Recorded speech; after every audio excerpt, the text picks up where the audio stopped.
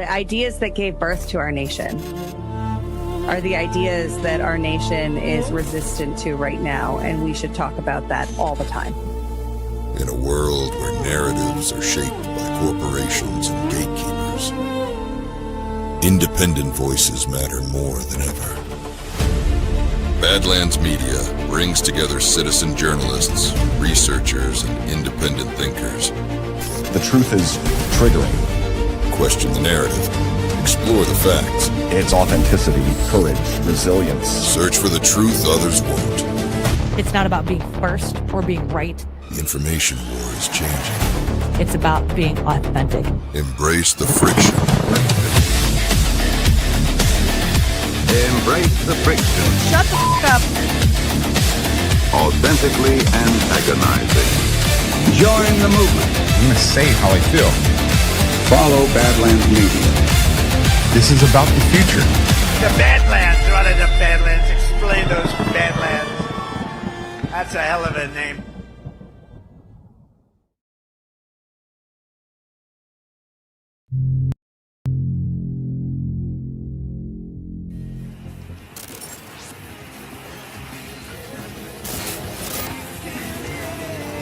Ladies and gentlemen,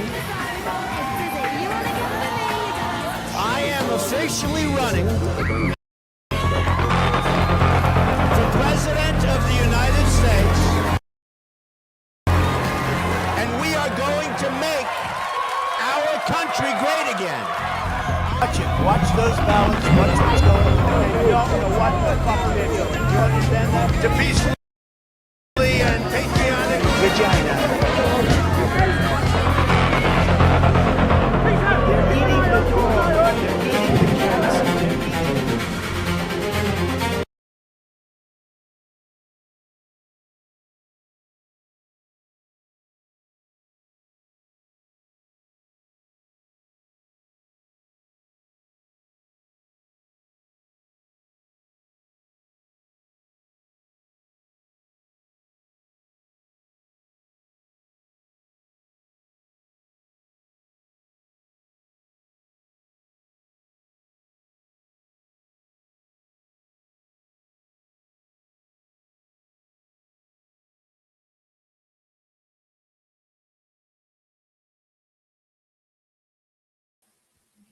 All right. Well, welcome to OnlyLands, everyone. I thought it was just me. No Oh, apologies. shut We down. I got that like the last 2 minutes, and it's a different file type that I couldn't upload to the side. Send it to me. I have the converter. Okay, what's Hey, your you're not echoing anymore. That's yeah, cool. Yeah, you I fixed figured it out. It's because I have to change like dedicated settings in software and on my soundboard depending on what I'm actually doing. If I'm streaming to Rumble Studio, it has to be one thing. If I'm streaming to StreamYard, it's got to be one thing. If I'm coming in as a guest on StreamYard, it's got to be something. If I'm recording with a guest, it's got to be something. And it's so gay. I'm so over it at this point. I need your email. Send it to redpill78 at proton.me. Okay. Yeah. It's on its way. It used to be that everything worked the same for whatever use case it was. And then my Mac updated to the most recent software build, and then it broke everything. It was terrible. Well, if mine does the same thing. I don't know, like it changes the settings if I come in as a guest or if I come in as a host, or if I like when we used to stream to Twitch, and that you have to go through OBS, and so it's just, and it's all different. You have to change it every single time. So I get it. Yeah. I get it. Okay, so this is a .move. We need to make it an MP4. Yeah, and when we get it converted, we'll play the intro in the middle of the show, because the intro is awesome. And I'm sorry, guys. You know, womp womp. Awesome. Happy America. Yes. Happy 4th of July. You'll hear the That's right. fireworks go off. If my internet goes down too, they probably hit one of our lines. So they're kind of redneck next door. We don't I get get that. fireworks because our state's on fire. Sorry, Jay. I was going to say, I get the fireworks for 4th of July, and I get it for every time Mexico wins a game in the World Cup. So Yeah. yeah, That's great. Yeah, and they've got tons of fireworks right now. So yeah, I don't even need to check the score. I'm like, oh, Mexico won because I can get woken up out of a sound sleep. So We only get the 4th of July and New Year's Eve. New Year's Eve, this town pops off. I don't know what the deal is, but like they're all out there in the snow, just shooting things off. Like it's crazy. Yeah, there's people begging on the internet today for people not to shoot off fireworks. Like, Are fuck you you. guys- It's are the you- 4th of July. It's, They have the dogs? state is on fire, Zach. Oh, Wait, what? 70,000 acres, Yeah. 0% containment, highest priority firefighting, highest firefighting priority in the nation is the Aspen Acres fire right now. And it is near Willow and Farm. So everybody please Oh. pray. Okay. For, all right. Yeah. Well, I suppose Yeah, I know. that's a We can valid go without excuse. fireworks. So We'll there's let a that pie eating slide. contest in my town tomorrow. I'm going to go check that out. hell yeah. Should be fun. Like, are you going to drink the castor oil before you go? I'm not going to be in it. I'm going to cover it as a very serious journalist. Probably Very some serious. pie. Is Joey Chestnut in the hot dog eating contest this year? I know really who that all- is. It's so funny, but the name always gets me every time. Joey Chestnut. I know. It used to be Kobayashi. He was like the little skinny Asian guy that could eat like 80 hot dogs, but then Yes. he just got his records were just obliterated by Mr. Chestnut. So, do you guys have any big plans for the 4th? Besides setting off thousands of dollars worth of fireworks. So sorry, it's a- Ash. Yeah, we're all shooting off fireworks. So Yeah. awesome. Yeah. So like 2 years ago, I went to Spirit, or no, it's not Spirit. It's something else. It starts with an S. There's vaguely a ghost or something on it. But it's this, oh yeah, it is Spirit. I think it is Spirit. I don't know. Anyways, it's a fireworks store. It's down here in Daytona Beach, and they had a super deal that was buy one, get two free. And so I went and bought like the biggest multi-packs that you could possibly get with like proper event grade fireworks in them, with all of the mortars and everything that explodes and goes way higher than anybody's houses. And so I went in with my neighbor and we bought like multiples. And then, you know, for every one box that was supposed to be like $1,000, we got two of them. And here it is 2 years later, and we still haven't finished them all. Jeez. Nice. Yeah. So you weren't kidding. Literally Yeah. thousands. No, of literally dollars. thousands. It didn't cost me thousands, but theoretically it should have. Okay. We gave each kid $100 and said go nuts, and they bought everything that they wanted. There you Left go. it at that. Is this a boop? Am I not going to be able to stream anything?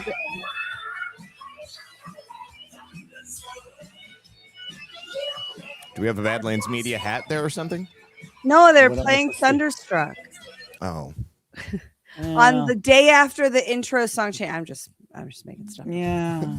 That's a little stretch, but Oh, come on. okay. I think This thing was delayed quite a bit. And, that's sad. Oh, Is there- there he is. What's up, Cameron? Hello. Can y'all hear me?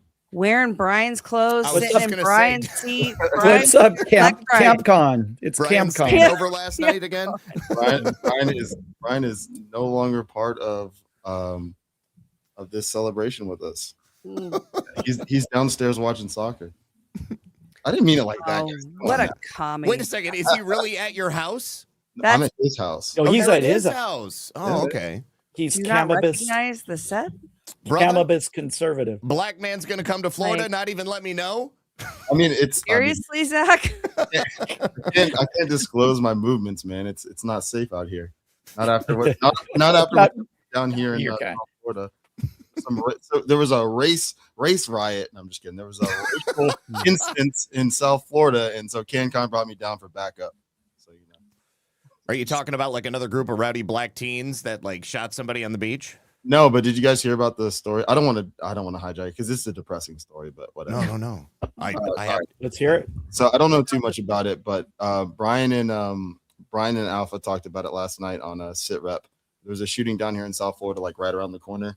Oh, the man. Yeah, Yeah. So you know about it, Zach. I do. Yeah. Yeah. So I was making a joke, but only because that whole situation, the way people are reacting, is so stupid. I mean, I understand Florida is a basically you can carry at any Well, point. it's a stand your ground state. Yeah.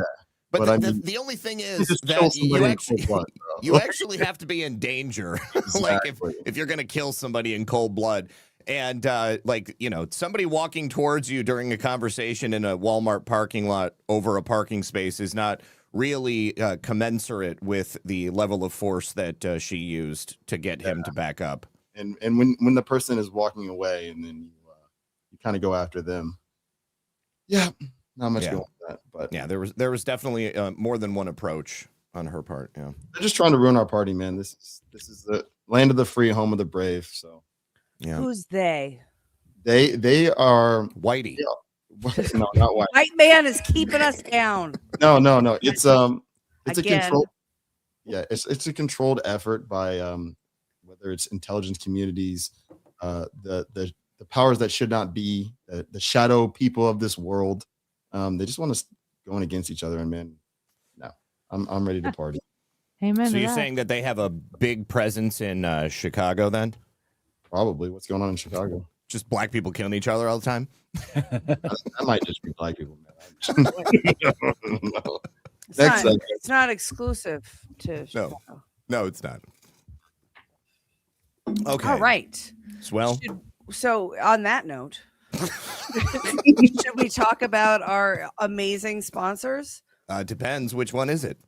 Well, first, we should start. I love it when we just tee up the racism and then go straight into the sponsor segments. That's why. Brought to you by racism. Brought to you by soft disclosure.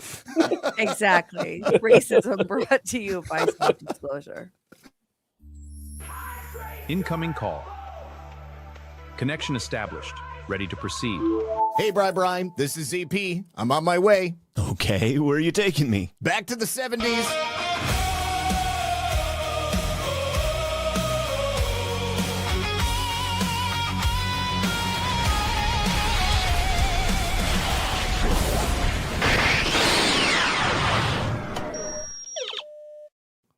This isn't the 70s. Muffin, stop it. Is that a British soldier?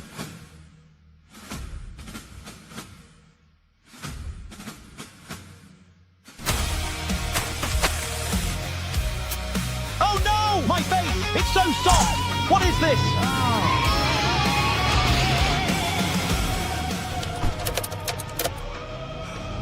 While we're here, we might as well have some fun.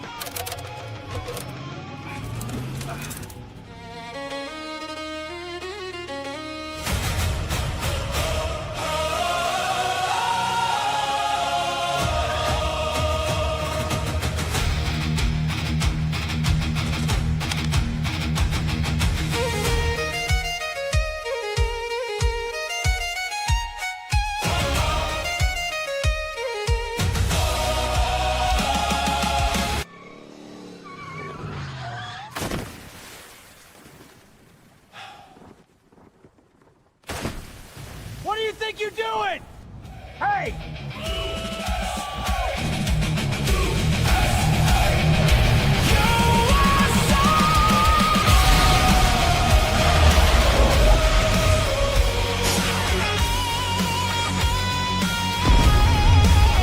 Ouchies!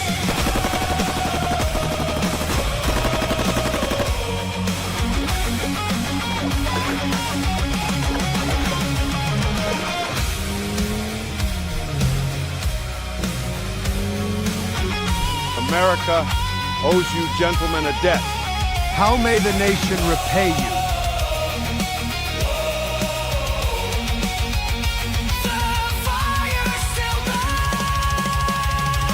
Flame of revolution, let the old world hear us roar. Freedom rides on every heartbeat, marching louder than before. From the Delaware to tomorrow, soft disclosure fans the flame. For the hands that built this nation, they know cracked hands yet remain.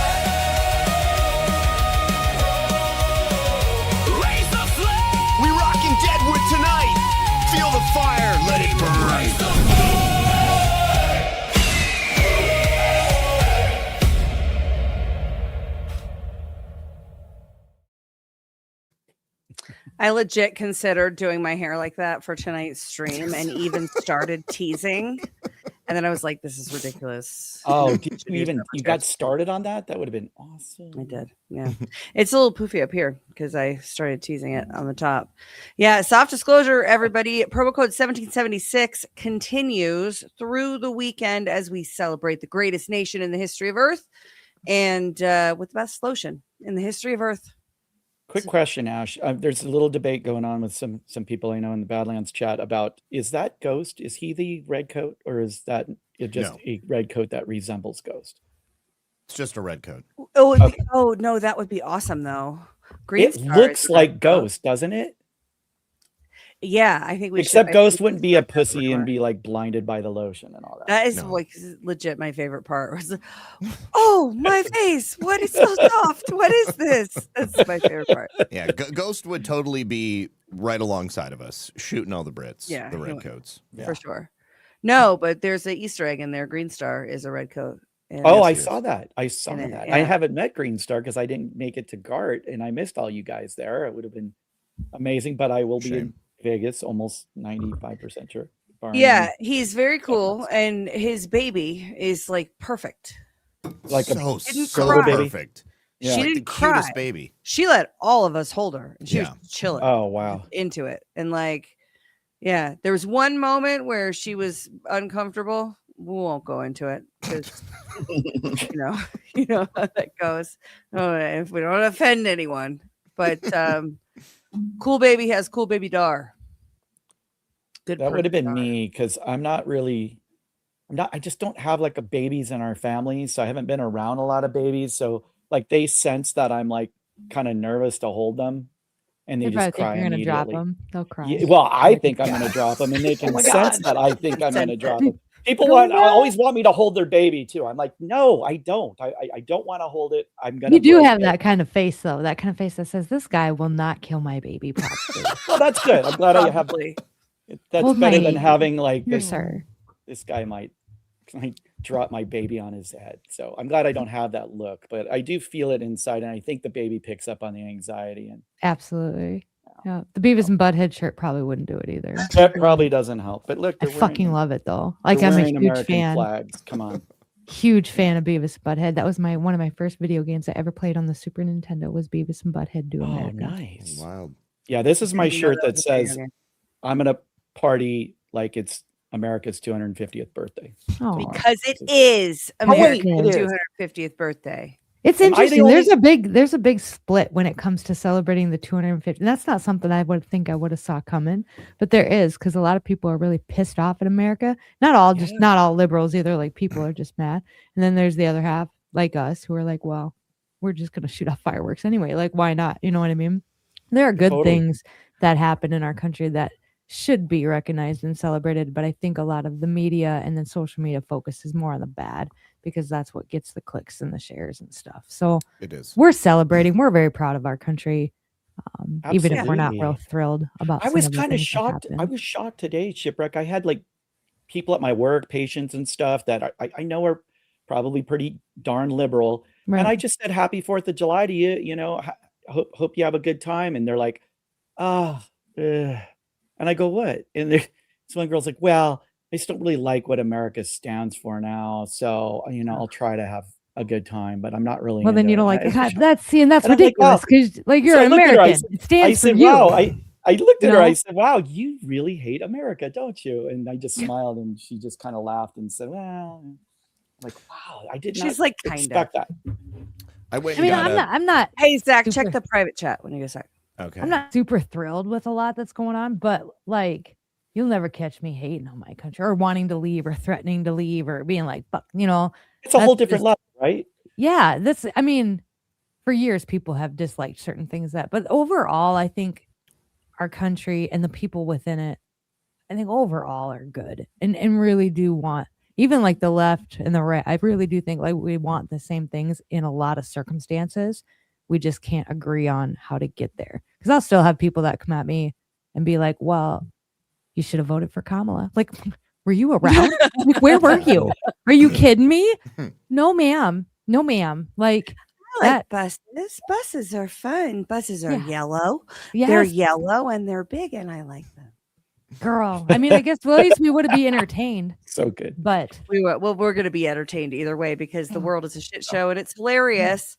And with that, we should reset the show. Oh, we have the intro? Let's start over. We're starting from we're going to do-over. 20 minutes in, we're doing a do-over. Well, Zach has the time machine, right? He's got the right. DeLorean. So take us back to 20 and a half minutes ago. 80 miles an hour, right? Yes, that's right. That's Ready, where we're going. Set. And we don't need roads.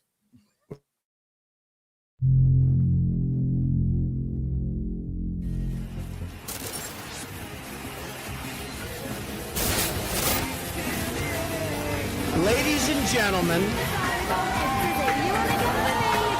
I am officially running for President of the United States, and we are going to make our country great again.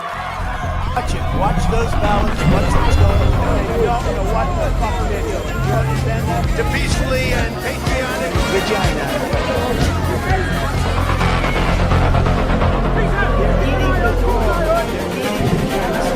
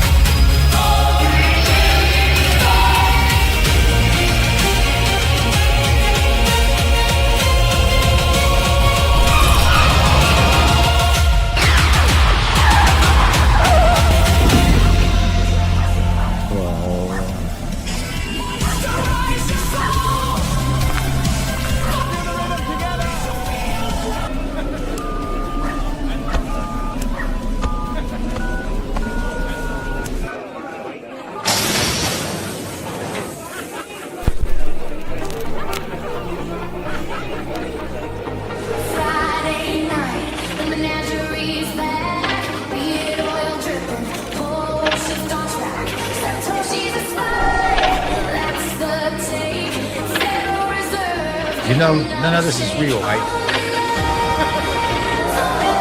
You, sir, can eat a bag of dicks.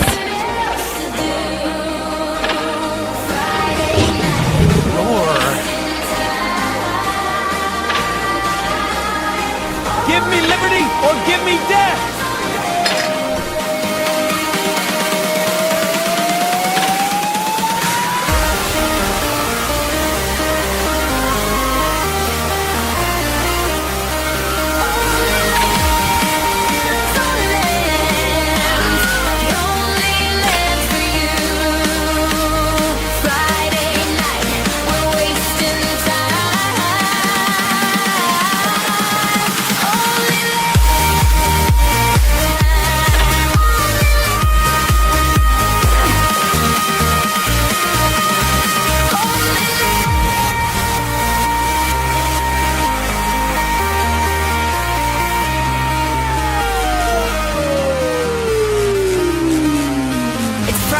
Baby, see you in the OnlyLands.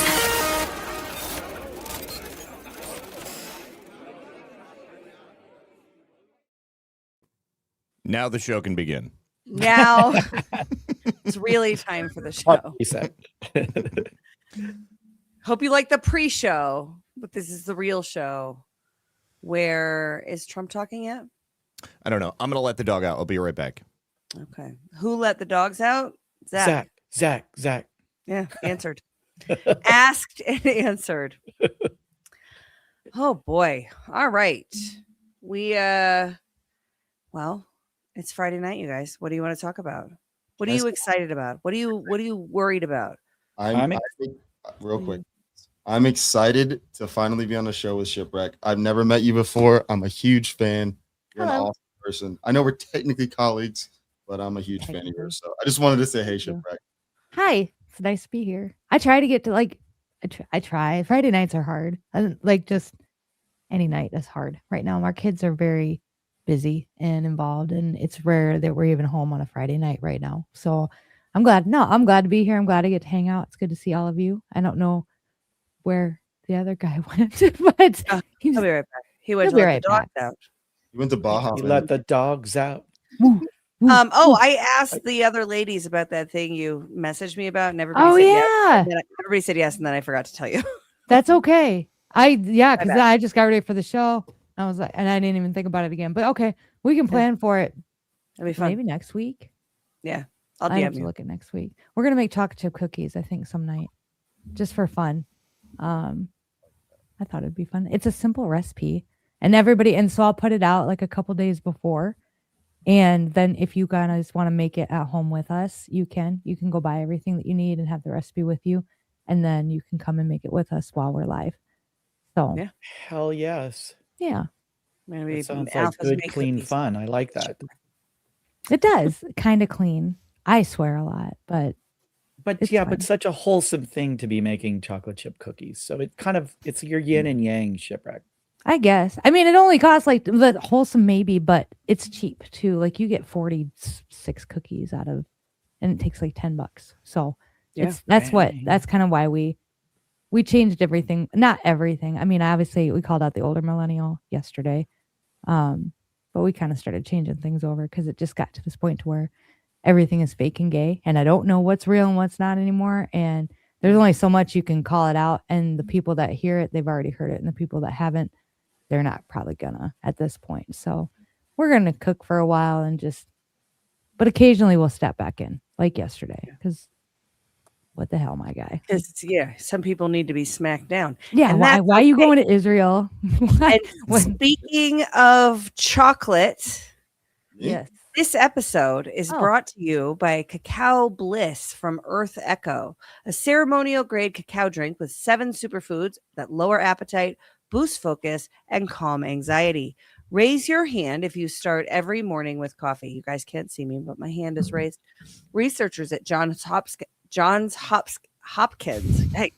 found that, theobromine, the natural compound in cacao, gives you up to 6 times longer lasting energy than caffeine with no jitters or crash. Drinking cacao as a morning ritual is over 5,000 years old.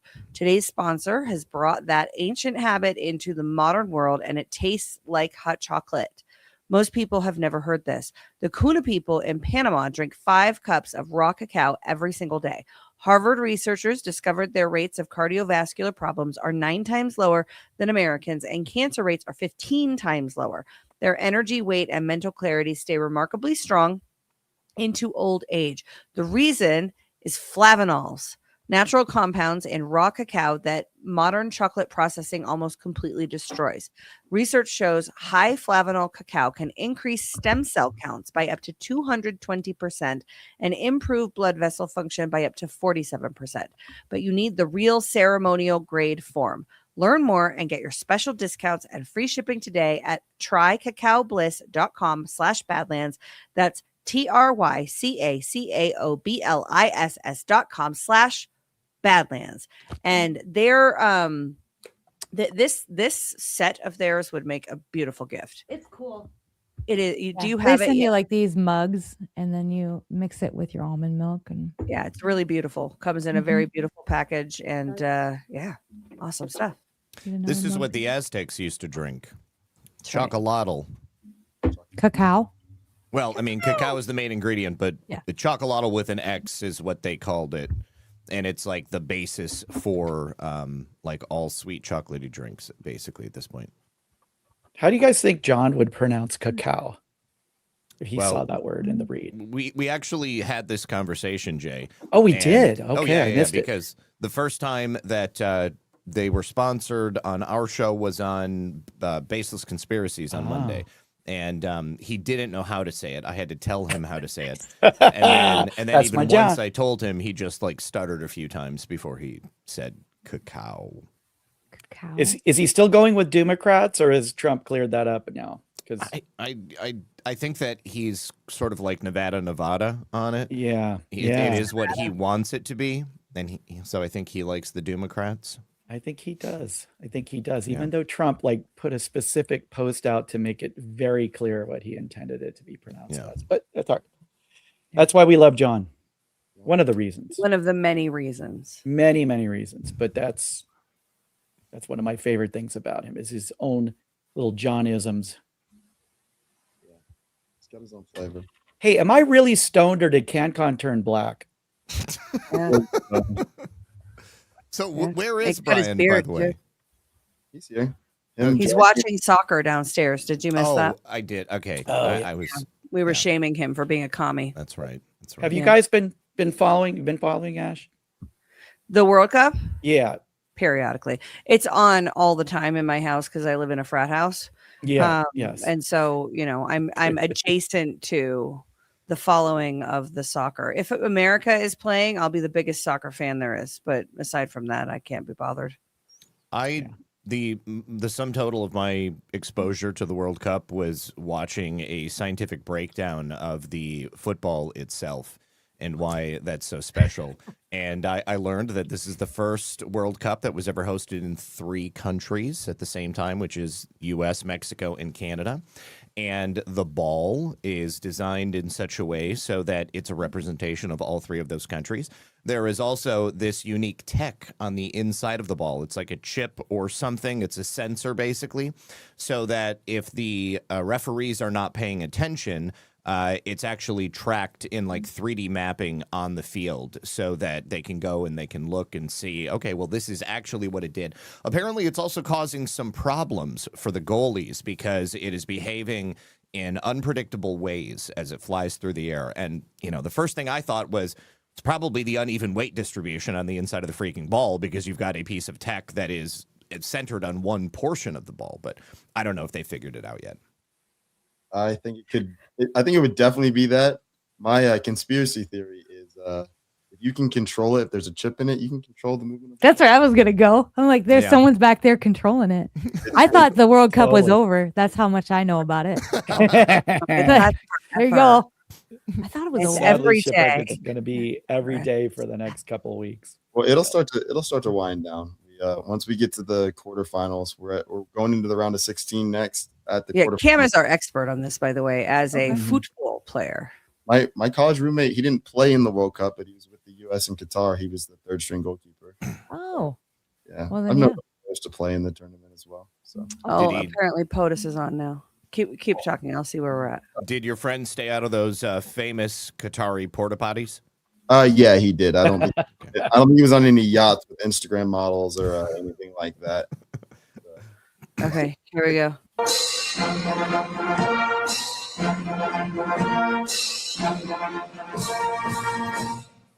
Ladies and gentlemen, please welcome the 45th and 47th President of the United States of America, Donald J. Trump.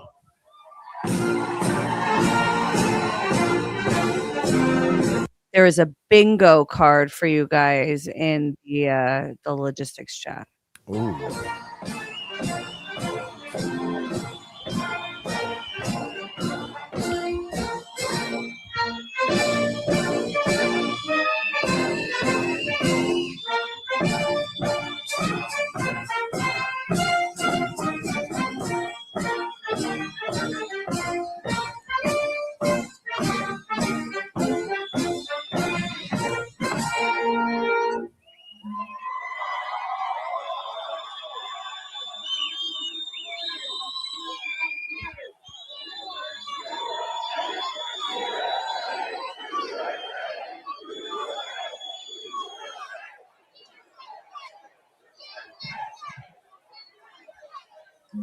Well, thank you very much to the men and women of the South Dakota Air National Guard and those beautiful F-35s. We love them. And I want to thank you all for being here. This is a big crowd. This is a lovely crowd.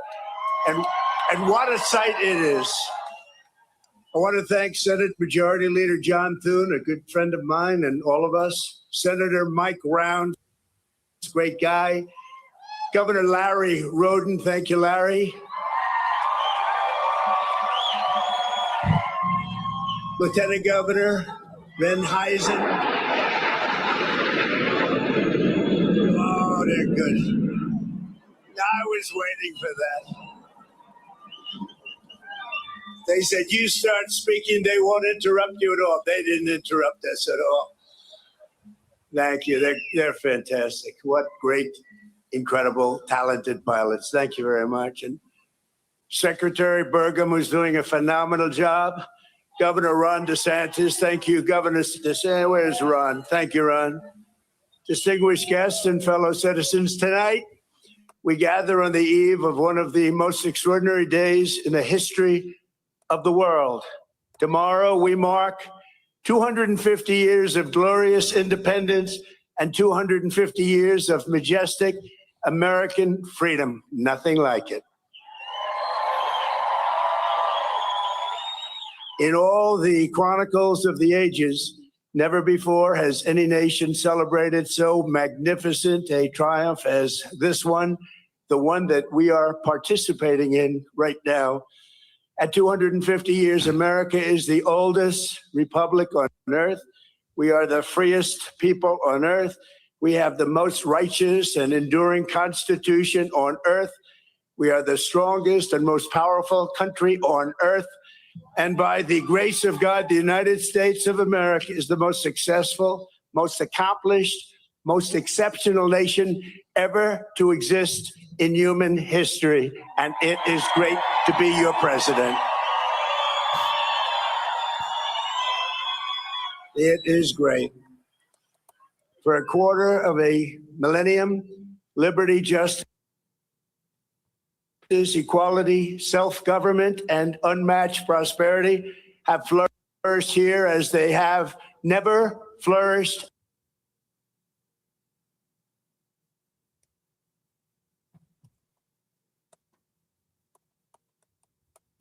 Is it glitching for you guys? It is glitching for me. Zach, do you want to try? I was going to say what. Here, I'm gonna in the private chat. Okay, thank you. Sorry about that. While we pull it back up, guys, here's the bingo card. Take a picture of it.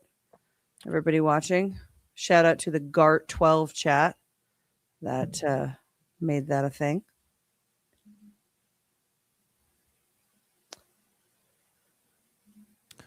Okay. Here we go.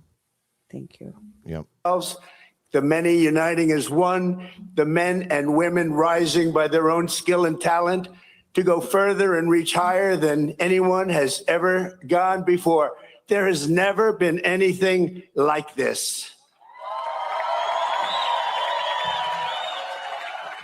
The triumph of American independence was the result of the most extraordinary people in history, the most extraordinary culture in history, and the most extraordinary ideas in history, all creating the most extraordinary republic ever, ever, ever in history. It all came together for the miracle of July 4th, 1776. That was a big year. 250 years ago tomorrow, what a big day that is. I consider this a big day because I'm with you. I like that too.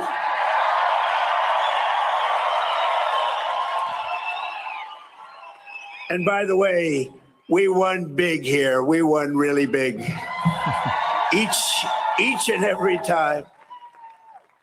But 250 years ago tomorrow, the words of our Declaration of Independence sent an earthquake through all of the coming time. They sparked a revolution that has never ended, but still continues to this day. And tonight we come to this beautiful mountain, and it is beautiful, to express our gratitude to those who made it possible, starting with the four men most responsible for reaching this milestone more than any others. We salute the father of our country, George Washington, the author of the Declaration of Independence, Thomas Jefferson, the great emancipator and savior of our union, Abraham Lincoln, and the man who built America into a global superpower, Theodore Roosevelt. These are the men who declared the freedom, won our freedom, saved our freedom, and secured our freedom. They were men of action, men of ambition, men of daring, men of destiny, and men of truly great intelligence. Above all, they were great men of history. Tonight, on the threshold of our 25th year, we stand beneath the monument of these heroes, a true group of unbelievable people, and we rededicate ourselves to being a nation as big, bold, noble, and as great as these American giants. And that's not easy to do, but we're going to do it. These men could only have been made in the USA.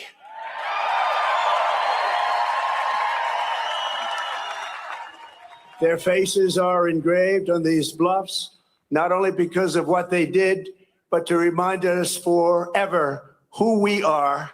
These heroes exemplify what is timeless, enduring, and eternal about the American character. And in the end, it has always been that character, our distinct and unique identity. It is a truly unique identity, and it'll never change. It's the ultimate source of our strength and the bulwark of our freedom. On this anniversary, we must remember, we have to remember, we can never forget that American liberty has not endured for 250 years merely because of words on paper.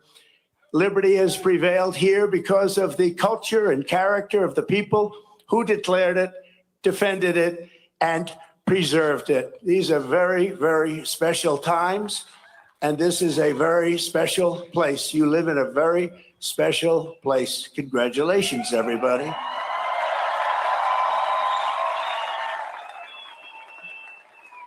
The identity of a nation is the destiny of a nation, and America has a destiny like no other because we are a people like no other. For whatever reason, that's just the way it is. Here, the old world sent its bravest, boldest, and most resilient, its fiercest, most faithful, and freedom-loving. These men and women brought values, traditions, and customs transmitted over the centuries in Britain and stretching back even further to Athens, Jerusalem, and Rome. The United States of America is where the greatest civilization in human history became greater than ever before. On the grounds and granite hills and the rugged plains of this wide open continent, they forged a uniquely American character, a new breed of citizen. That's you. Congratulations. Congratulations. You're not that new a breed. You're a really good breed, but I'm not sure that you're that new a breed. Americans did not bow before a king or a government, but kneeled only before Almighty God. That's right. These were the people who founded our republic. These were the patriots who fought for independence. This was the spirit that demanded freedom. And this was the culture that built America and carved its heroes into Mount Rushmore. For generations, it was understood that the core of patriotic duty of every American was to pass this culture on to our children and to preserve the nation for centuries and centuries to come. But in recent years, there's been an undeniable attempt to change this exceptional character, to beat the American spirit out of us, alienate us from our history, and to make it impossible to even answer the question, what does it mean to be an American?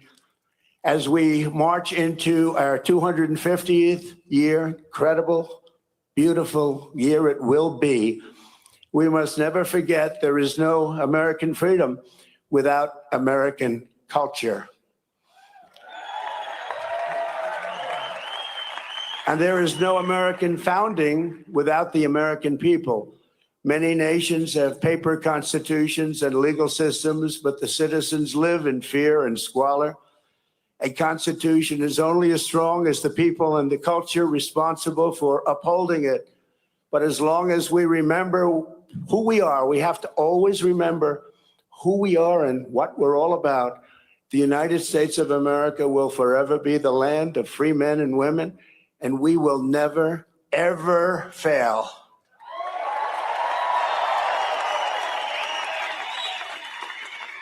So tonight, let us say clearly and proudly what makes Americans so unique and extraordinary. We're going to give our country its identity back. Above all, Americans love freedom. We cherish independence, and we know that we are the heirs to the most beautiful land, the most thrilling story, and the most precious legacy on which the sun has ever shined.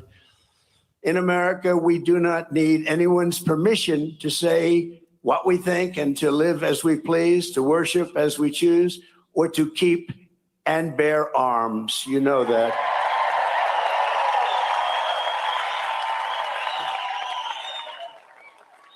And for almost 6 years during my presidency, I've saved almost single-handedly, but working with Jon and some other great people, we've saved your Second Amendment, and I will continue to do so, I promise. Our rights here given to us by the God who made us, and those rights shall not be infringed. Americans believe in self-reliance. We look at success with envy not, and I say that some people are envious and some people are not. We are not, but with admiration, and we earn it, and we will always earn it, and we will always respect it. We are an incredible, good, kind, and generous people, always ready to help a friend or a neighbor in need.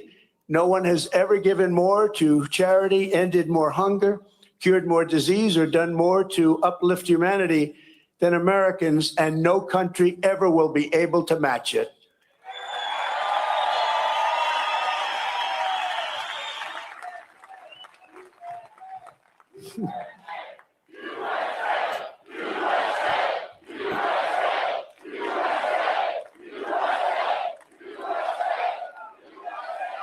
Thank you. So true. Americans honor excellence. We admire boldness. We respect ambition. We are a nation of dreamers and believers, warriors and explorers, doers and fighters. In every human endeavor, Americans see an unfinished competition. What is strong can be made stronger. What is fast can be made faster. What is great can be made greater than ever before. And that's what's happening with America. Show us a mountain and we'll just climb it. Show us an ocean and we'll just cross it. Show us a problem and we will just solve it. Show us a task the world calls impossible and Americans will get it done. Americans are strong and always ready to stand firm for a good cause. We treasure justice, fairness, family, honesty, and human dignity, unlike societies based on class, clan, or tribe. We see every citizen as an individual, equal under the law and equal under the eyes of the Lord. In America, we speak English because that is the language of our founding, and for 1,000 years, that has been the language of freedom. An American always wants peace and order, but we will never shrink from danger or threat. We will always fight, fight, fight, and win, win, win. We got to do that. Because this is our culture, this is our character. Not every American is all of these things, but every American knows these are the traits that make our country exceptional, and exceptional it is.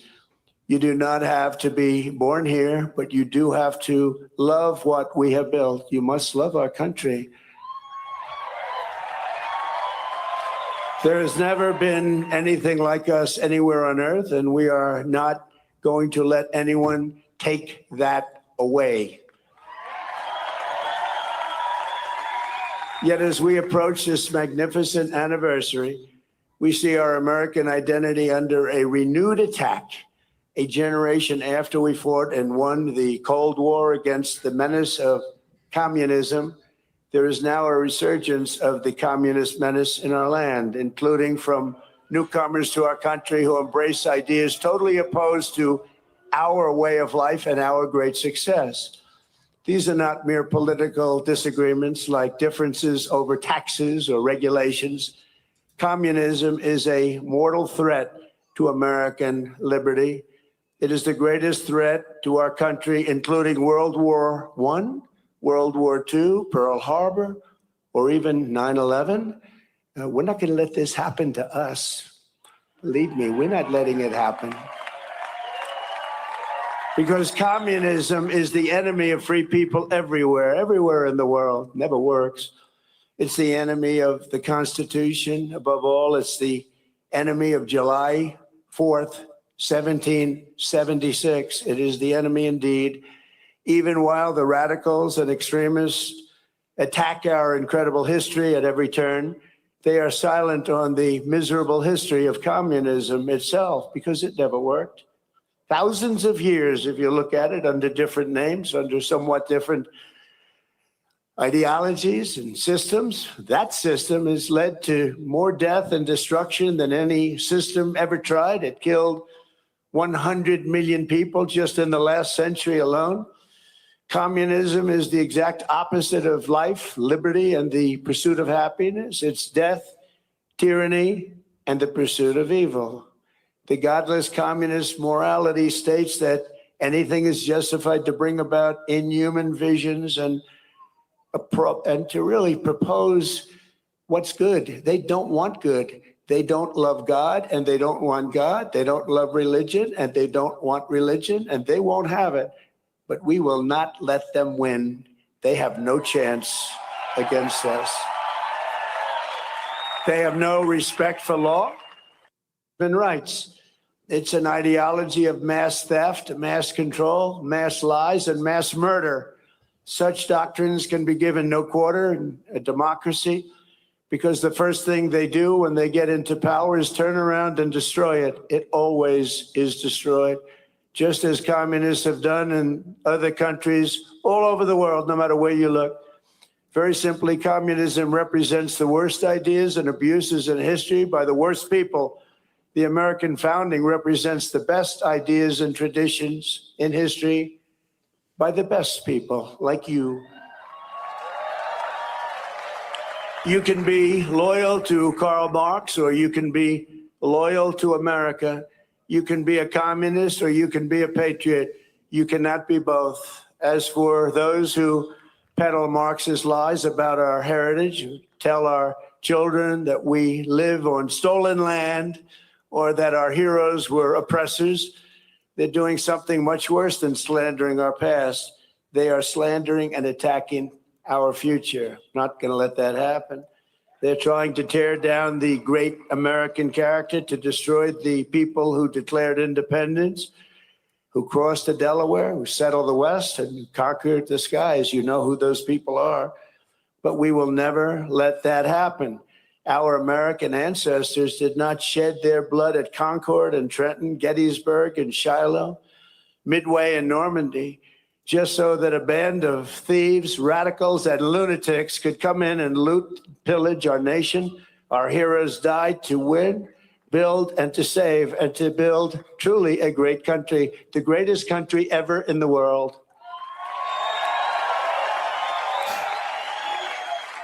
So on the eve of this 250th anniversary of American heritage, we resolve and swear for all to hear that the citizens of the United States of America will vanquish communism quickly. Don't let them take too much of your time.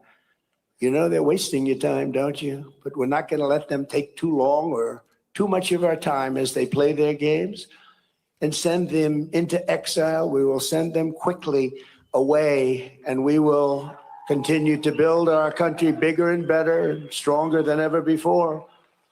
America will never be a communist country.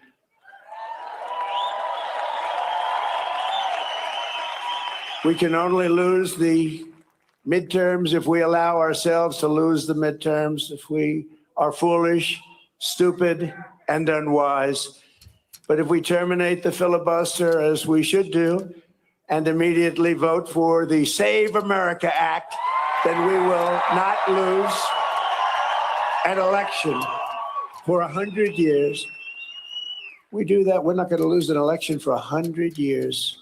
The Communist Party is made up of illegal immigrants, criminals, and everybody that doesn't want to work. Communism is a loser. It always was, and it is right now. It's a big loser. Look at the people that are promoting it. They are not the people you're going to follow. In 250 years, the free people of this land have accomplished more with our liberty than any other society has accomplished, even in thousands and thousands of years. As you look back and you study, what our critics will never understand is that America is not the sum of its mistakes. Our mistakes make us human. Our achievements make us American, and nobody has ever had the achievements that we've had. We are the nation that dreamed and created the modern world. We laid the railroads. We raised up those big, beautiful skyscrapers, harnessed electricity, and invented the light bulb, the telephone, the airplane, the assembly line, the television, the microchip, the personal computer, the internet, the GPS, the smartphone, and almost everything else that has ever been invented, including, especially over the last few days in certain areas, a thing called air conditioning. We invented it all. We charted the human genome, cured diseases. We powered entire cities by splitting single atoms and planted our flag on the moon. Americans fill the airwaves of the planet with our music and our culture. We invented baseball, basketball, football, volleyball, NASCAR, and the rodeo. We love that rodeo of the West. Americans have won the most Olympic medals of any country in the world by far, the most Nobel Prizes. Well, they haven't given me one. Settled 8 wars, I still haven't gotten it. That's okay. And the most world records. We publish by far the most patents. We produce the best movies. We make the best music. And we raise up the greatest entertainers and strongest athletes the world has ever seen. So true. We built the biggest and most dynamic economy. And by the way, our country today is doing better than it's ever done before. Never had anything like it. With, as of last week, $19.2 trillion pouring into the United States right now from all over the world. That's the investments being made. And the record was 3. 4 years. In 4 years, the last administration did much less than 1, and we did 19.2 in 12 months. And thanks to our great election win, November 5th, and the tariffs, plants and factories are being built all over the United States right now, and they're being built at a number that we've never, ever seen before. So much more. We're breaking records by double, triple, quadruple. We created the strongest and most powerful military. We won 2 world wars, the Cold War, left America's enemies in the depths of history. We beat Venezuela in 1 day. And we knocked the hell out of Iran. They're dying to settle. They want to settle so badly. We gave them a week off for a funeral because we're nice. It's true. For 250 years, the entire world has looked to our country and been inspired by the leaps of progress, feats of strength, and acts of selflessness, faith, and hope that could only have happened right here. 2 years ago, we were laughed at, mocked, and a nation in decline. We were in very serious decline. Last administration, what they've done to us, we can never, ever forget that. And today, we are the hottest country anywhere in the world. Everybody respects us like no nation. Remember this, we're respected like no nation in the world is respected like us. Every king, every prime minister, every president, they respect us more than any other country by far. 2 years ago, they laughed at us. Now it's only respect. And I want to tell you, the best is yet to come.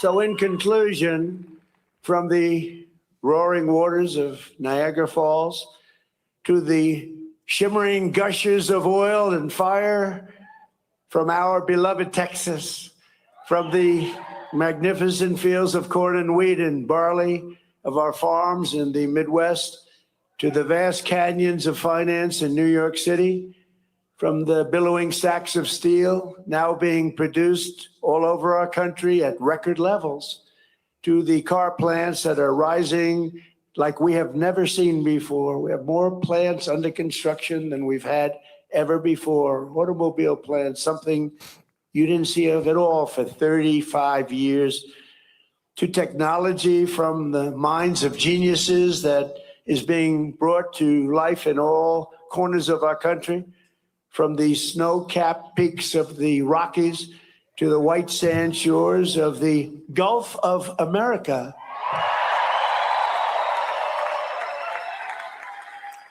And to right here in the Black Hills of the Dakotas, after 250 years, American freedom still rings, the American dream still lives, and the American flag still flies more proudly than ever before over the people who will not quit, the nation that will not fail, the country that will not fall.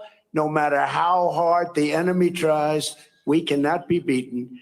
Tomorrow we reach a milestone like no other and celebrate with joyful hearts and soaring spirits, because after 2.5 centuries, we know that this is not an ending. This is only the beginning of the golden age of America. And together we will make America bigger, better, and stronger than ever before. I promise you that. It's an honor to be your president. Thank you very much, and happy Independence Day to all. God bless you all. God bless you all. Thank you.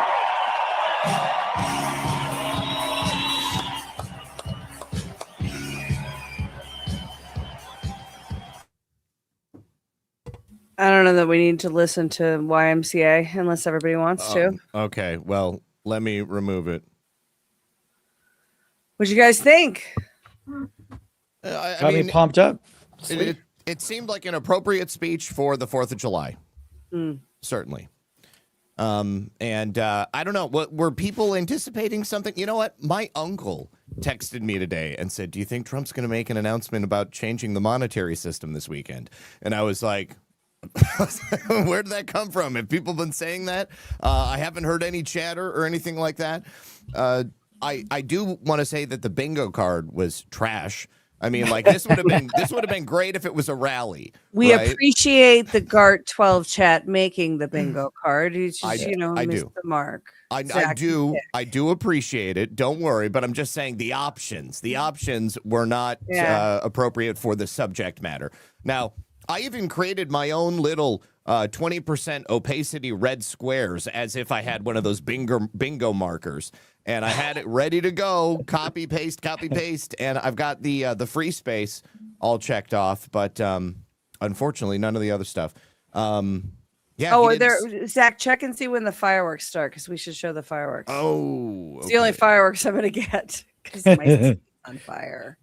No, but to Zach's point, though, like a big 250-year anniversary and everything, I think there's like a tendency to do a lot of date fagging because of the significance of this time. So there's going to be a lot of people expecting some major announcement during that speech. But I thought it was really appropriate. I liked how he talked about American exceptionalism and how he called out communism and how the two are not compatible. I thought it was a nice, short and sweet speech. Yeah. Welcome, Jordan Sather, to the Hello. show. Only 50 minutes late today, buddy. Proud of you. Fashionably. I was thinking, like, man, I could have stayed around the Black Hills there and camped out for a few days and then just followed Trump around the Dakotas. I know. The thought crossed my mind while we were still there. I'm like, can I pull this off? No. The answer was no. Yeah. In terms of the subject matter of the speech, I don't know that it needed to really be anything else. I mean, the whole point of this event, the entire point of the weekend, is the celebration of America's 250th anniversary. He hit all of the necessary beats, talking about, why those things matter. Well, what is facing our country ultimately right now at this moment. That's communism. I mean, he hit on that. And I think that the only thing that I would have really loved would have been an announcement that he was planning on enforcing the Communist Control Act. That would have been perfect. That would have been absolutely perfect. Yeah, that would have solved my election-related problems here in Sure. Colorado, because the entire Democrat slate would be rolled up. I really enjoyed this speech. My final history update. I've written a history update. It started on July 5th, 2025, and the final one is tomorrow. I started drafting it over a month ago and just finished it today. And the core theme is that throughout American history, our government and the decisions made by the people in power have often been dog shit. But America is an experiment in pursuit of an ideal. And no matter how many times throughout history that American spirit, and President Trump talked about this, about what makes us who we are as Americans, that no matter how many times throughout not just the 250 years, but even before the signing of the Declaration of Independence, no matter how centralized power has attempted to destroy the American spirit, it survives. And even today in 2026, people still identify with, and when you identify as an American, you identify with that ideal, that pursuit of that ideal, that liberty ideal, that we can be self-governed, that we can, pursue greatness, and that there is something that makes us exceptional.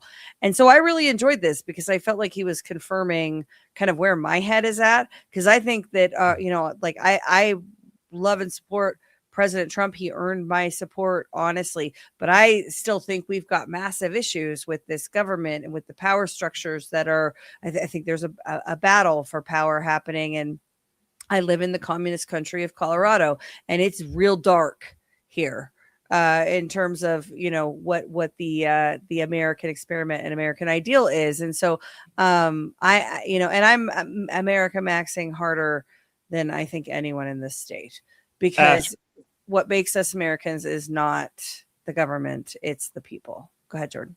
Question for you then, Ash, and for the group here. We have these character traits and these values that we ideate when we think of what it means to be an American. Yet, why, freedom and patriotism and being mavericks and all of that. So why then, or where did we go wrong in allowing these power structures to essentially get set up and let their tentacles infiltrate this country over the last 100 to 120 years? So I believe that human bureaucracy is always going to do that. I think you're always, when people get together and plan stuff and make systems, they're going to identify places where they have power. And I define that power as decision rights over, the collective. And people like that. And the people that seek decision rights over other people are usually the last people that should have them. What I learned, Jordan, going through history in the way that I did each day over the past year, is that it hasn't been one long journey.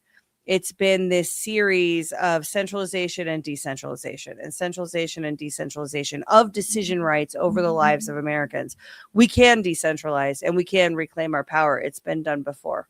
The presidency of Calvin Coolidge is a time when that happened. And, we have to hold the line. Freedom is only possible by constantly struggling for it. And when we get apathetic and we say, oh, well, we elected the right person, or we have the right party in place, or we've solved that war, so we can all just, take a breath now. Well, that's when the central planners come in. I think communism has been creeping in. I think President Trump is absolutely right about communism being the greatest threat that we have. And I know in the chat there were a bunch of people like, it's not Israel. You're not saying that Israel is the greatest problem that we have. No, I think that the greatest problem that we have is that the enemy is inside the gates, and they the past 20 years certainly really on in overdrive with the Obama administration was the long march through the institutions, where you had the communists actually attaining the seats of power and beginning to organize inside the institutions. I think that's who we're fighting.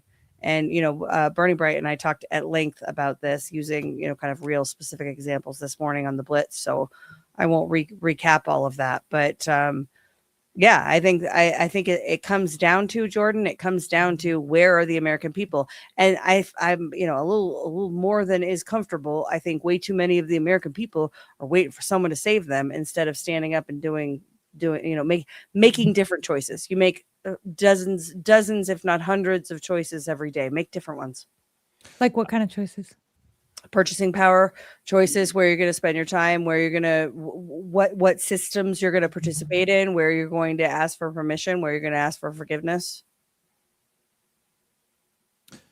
I would also like to say that although I agree with people who would suggest that Israel is a major problem, I don't think it is the only problem. I think it's one of a spectrum of problems, although it is a very big problem. And to sort of demonstrate how big of a problem I think it is, something that I also think people forget. Now, if you'll just sit back and look at any public statements by Israeli politicians who openly brag about having nuclear weapons and talking about having no qualms about killing everybody on the face of the earth, I think that they completely ignore the fact that for President Trump to make sure that that doesn't happen and that they don't continually try to assassinate him, there is a certain amount of gamesmanship that has to go into maintaining that relationship so that it does not turn into some worldwide catastrophe. I think that we've had no other president in history who has ever approached it that way. And I would suggest that the public acknowledgement of Israel as an issue on the global stage, by and large, did not exist in the manner in which it does today until President Trump came back.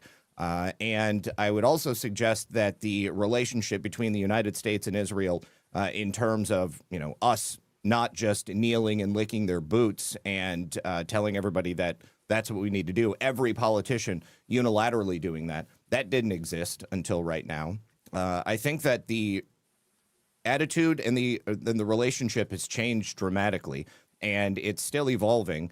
And in order to make sure that everybody gets to live, it's got to be done pretty carefully. And I just feel like people don't consider that as a possibility.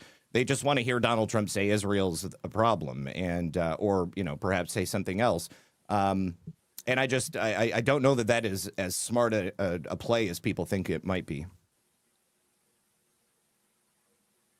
That's my opinion. Jordan, what do you think? I'm thinking back to your comments there, Ash, which I think were great. I just think that, we're caught up with this idea of American exceptionalism, which is definitely the case. There's a lot of great things and exceptional things about this country, but how do we stop that pendulum from constantly swinging back and forth to where we go through a period of more America maxing, as you say, more patriotism, more freedom in this country, and then a generation or two goes by and the pendulum swings to more sort of communistic times, and it just goes back and forth. How do we ultimately end that bureaucratic bloat or that administrative state? I think that, yes, America is exceptional, but we have not been exceptional enough. We cannot get apathetic and complacent and sort of let our egos trick us into think America is great and perfect now. There's nothing we need to do. That's exactly the kind of mindset whereby this corruption slowly creeps in under our noses. So while, yes, but what do you do though? To your point, Jordan, I think that was the whole point. I think the bad guys, so to speak, use that against us, this complacent attitude we have of like, we're exceptional because we're America. And I think they've exploited that. And now that's where we are now. They've infiltrated over decades. They've lulled us to sleep I mean, it's a republic if you can keep it, right? So how do you prevent that from happening in the future? I think it's probably, I don't know if it's possible. I mean, I think with good times come soft people, you know, and we're going to be in this golden age as Trump speaks of. I don't know if you can prevent it other than to educate your kids and your grandkids and try to you know, let them learn from what we've just gone through but you know, in a couple generations they may have to go through it again. I don't think this is a permanent thing. never necessarily agreed with that statement that hard times create weak men create, or how does that? Right, that was Churchill. Someone hit me with that exact phrase. Somebody told me the last time that I said that. Somebody said that's an action, like there's a name for it. I don't remember what it was. It's strong men create good times create weak men. Right. And I never agreed with that jump there, because if strong men wouldn't create times that create weak men. So okay, hang on a second. We are going to pause there. And Jessica, I'm giving you a heads up because we are going to, while we're pausing there, we're going to hit our final sponsor because we need to do it right now. So sorry, guys. Quick question. How much control do you have over your money right now? Technology has changed everything, and now it's changing how money works. Crypto started as a niche, but now it's going mainstream. Faster payments, more control, fewer middlemen. This isn't hype. It's just where things are going. And getting started today is easier than you think. With Rumble Wallet, you can buy Bitcoin, hold dollar-backed stable coins, and even own digital gold backed by real gold, all in one place. It's a non-custodial crypto wallet, which means you, not a bank or a platform, control access to your funds. Setup is simple. It connects with MoonPay, so you can use your debit card, credit card, or bank account and be up and running in minutes. And for a limited time, you can start your wallet with $10 in US stablecoin USAT by downloading the Rumble wallet and entering our exclusive OnlyLands 10 code. That's OnlyLands 10 when you sign up now, and you'll get $10. You get a free $10. You can even use your Rumble wallet to support your favorite Rumble creators like OnlyLands, which is everybody's favorite show, directly.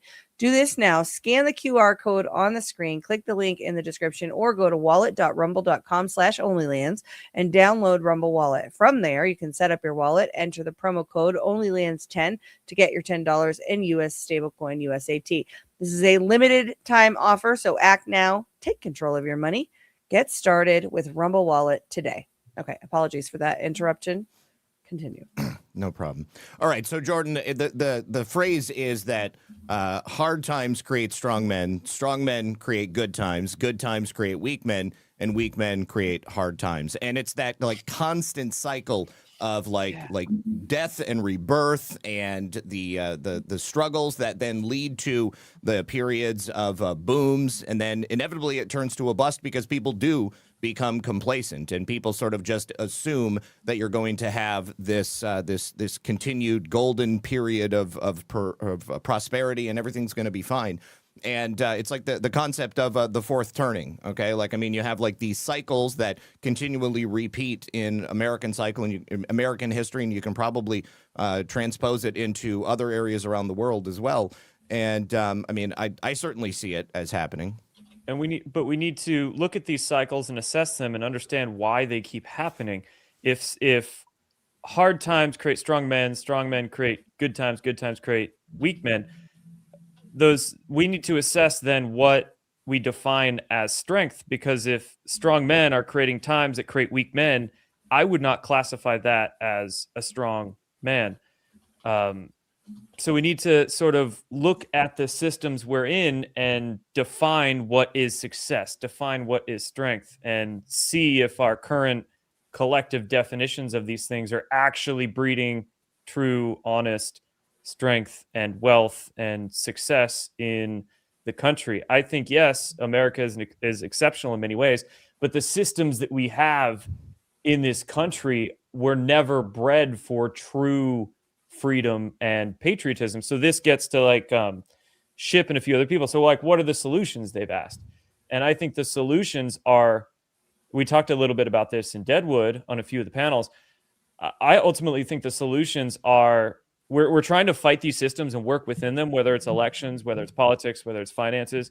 And ultimately, these systems were never designed for the people. They were designed to consolidate power and control within a select few of the upper echelons of society. So ultimately, we need to reject their systems, reject their poison, stop buying their bullshit, and begin working on creating our own localized, decentralized systems, whether that's with food or finance or barter and trade or whatever it may be. We need to just completely disassociate. You're not gonna be able to do that though with the amount of division that is constantly. Why do we don't need to stoked worry about them online. though? I mean, there's certain things you can do on your own that you can grow. Oh, your own food. absolutely. Yeah. Yeah, absolutely. But I'm saying when you want to come, like, if you want to come together, like, there are some people out there, like, I got hate from the left, right? And like the whole forever, COVID, whole forever. But it's the exact same on the right when I said the wrong thing or I didn't agree with what was going on. And then if you can see it now just with what's happening, like, let's say just with Candace Owens or whatever, it's just this, like, people get so hung up on this Yeah, you got a lot of idea the that keyboard like their warriors party, out like there. their leader, they'll fight tooth and nail to, for that same thing. And you just aren't going to get there and that's why the division is constant. It's constant. And it comes from both sides. It comes from all areas. It comes from paid influencers. It comes from the congressmen and the senators. They're all online. They're all, and before there was internet, there was newspaper, right? It was the commies, it was Russia. And now we're kind of here and you're able to see a lot more. And maybe not of that, maybe wasn't necessarily true, but there's, like you said, with the race, and it's a constant division, and they want us just fighting ourselves, because you were exactly right. If we were to stop and we were to just accept everybody's differences for the way that they are, fine. You know what? You're a liberal, fine. Let's barter something. Let's trade something. Let's trade ideas. Because as soon as that starts and we start getting along, then you're going to talk about the revolution, which is what you talked about at the beginning of this live. You're talking about everybody coming together and going to murder all of these pedophiles, these lizard people, these whatever they are at this point. Okay. Because nobody really knows. And I Okay. think that's where we lead by example. You don't I like necessarily that. have to come together with everybody. You come together with the certain people that are on your wavelength that want to build together with you magnetically attract to those people who have the same values and character traits. You don't have to come together with everybody, but you lead by example with your core group, your community, you're building. And then over time, as you maintain those righteous, moral character traits and values within what you're building, then other people will finally realize, well, this division sucks. They go out to me. I want to work with these people over here. I want to go I think we're close. I really do. Yeah. I think we're a lot closer than we were 3-4 years ago. Right. Yes. I think we are a lot closer, a lot more united than it's they a long want you game, to right? know it. It's going to take Yeah. generations, realistically. It's generation. Yeah. So and we're also fighting human nature, because I think there is tribalism that's just ingrained in people. But I think that the evil side, the powers to be, the elites, they use that against us. And we are savvy to it, like our community. It's just a matter of like getting more people to be savvy of it. It's sort of COVID was a huge freaking lesson for the whole world. And now most of us are like, yeah, fool us once, but you can't pull that shit again. I mean, how many times have they tried to pull another pandemic since COVID? And we've all just laughed at them, and that's a really positive sign, I think, for humanity, because we do have stuff ingrained in our DNA, and we can't help it, but we can keep it from being exploited by the people who would use that against us. So agreed. That's a really good point. Going back to that. I think you're right. I think we're a lot closer. And maybe that was always the point of all this is to get us to see that, because you also see the left and the right uniting around the Israel thing. Like, because before it became like a thing on the right, it was a thing on the left. That was the pro-Palestine people. Like it was a thing with the left. And now it's kind of like a thing on the right too. and people are coming together over that. I think there's more people uniting than they want you to believe that there is. But I do think there's definitely some people who have dug their heels in and would rather die in a van down by the river than to work with you on any. I do. I've seen them like then to try and understand enough to where you're like, look, we have the same goal. We have the same goal. We're going about it differently, but that's okay because we have the same goal. We'll get there. Right? They're like, fuck you. And I'm like, you know what? Fuck you. I don't think it's fine. Go die in your van down by the river. Like whatever. But no, I think you're spot on. I think I hope we're more united than we were. Zach, you were going to say something. Oh, I was, a bunch of things I was going to say. I mean, Jordan, early on, I was going to say that you asked why, and human nature is the answer as far as I'm concerned. Because like the incentive structures that we have created in society, it really does produce unhealthy personality types and relationships and actions from people. And I think you're absolutely spot on with bringing people into tighter knit groups. I would also suggest, Jay, that tribalism is actually a lot healthier than people think that it is. For centuries, humanity was built upon tribal lines, and those communities were a lot closer, a lot tighter knit, and they were built around immutable traits that I think kept people within those groups and helped them to understand each other. And when those lines started to be forced out, and we were told that to identify with your culture and your history and where you came from, that was the evil thing and that you're not supposed to do that. And we need to accept that all of these people are going to be coming here, regardless of, how or why they did.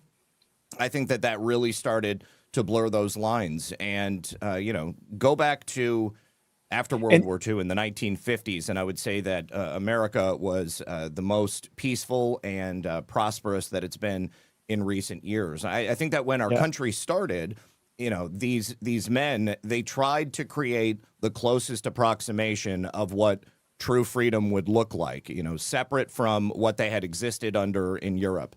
And I think that it worked to a large degree because the opportunities were a lot fairer than they are today. And the people who have now figured out how to exploit these systems, they didn't exist at the same level that they did. And the nation was also a lot smaller. So it lent itself to local community and to that barter and trade sort of mentality that you're talking about, Chip.